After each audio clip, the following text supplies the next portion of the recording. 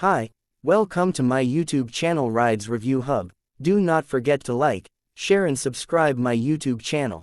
If you're into classic American cars, especially those that laid the groundwork for the muscle car era, you're in for a treat. Today, we're diving deep into the 1953 Chevrolet 210, a mid-range classic that may not always steal the spotlight but played a crucial role in Chevrolet's rich history. So buckle up and let's take a ride back to the early 50s. The year was 1953, the United States was booming post-World War II, the suburbs were growing fast, and families wanted cars that combined style, comfort, and dependability. Chevrolet was ready. That year, they introduced an updated lineup that included the entry-level 150, the mid-range 210, and the upscale Bel Air. The Chevrolet 210, also known as the 210, sat right in the middle. It was the Goldilocks of the lineup. Not too basic, not too flashy, just right.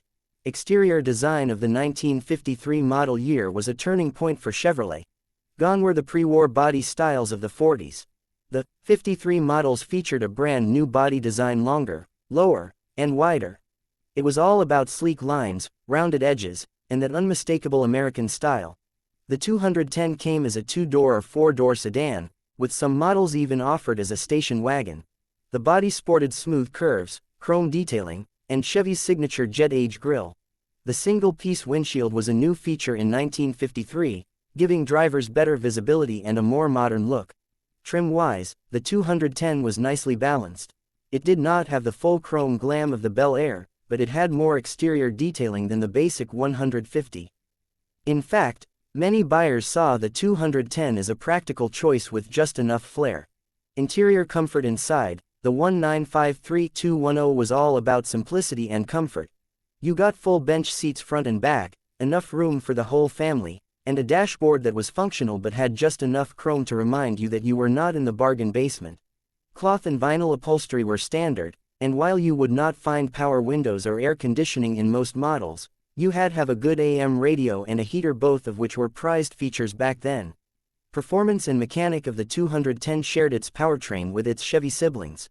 The base engine was the trusty 235 cubic inch Thrift King inline 6, producing about 108 horsepower.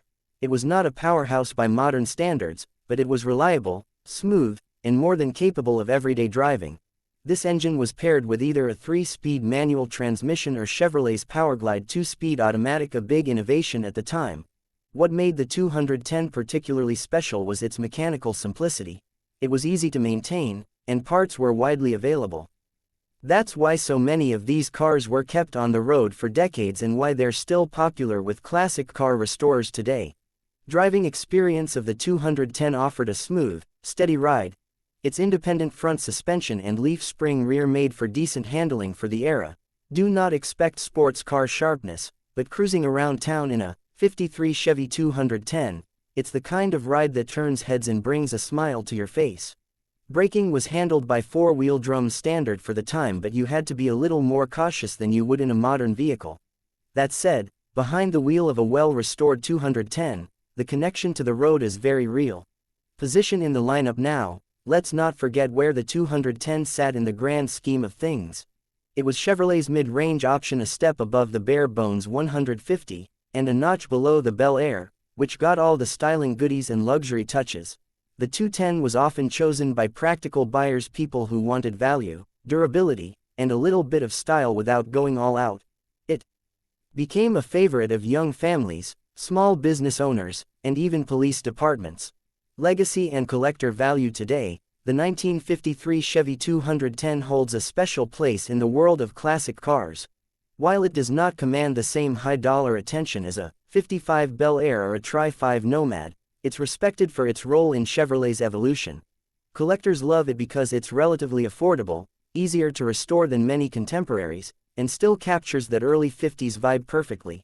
And because the platform was so popular, aftermarket parts are easy to come by, making it a great entry point for anyone wanting to get into the vintage car scene. So there you have it. The 1953 Chevrolet 210 may not be the flashiest car of the era, but it was and still is a dependable, stylish, and affordable classic. It's a time capsule of post-war America, a symbol of the growing middle class, and a great example of Chevy's commitment to value. If you enjoyed this video, do not forget to like, Subscribe for more deep dives into the classics that shaped automotive history. Thanks for watching, and we will see you in the next one. Goodbye.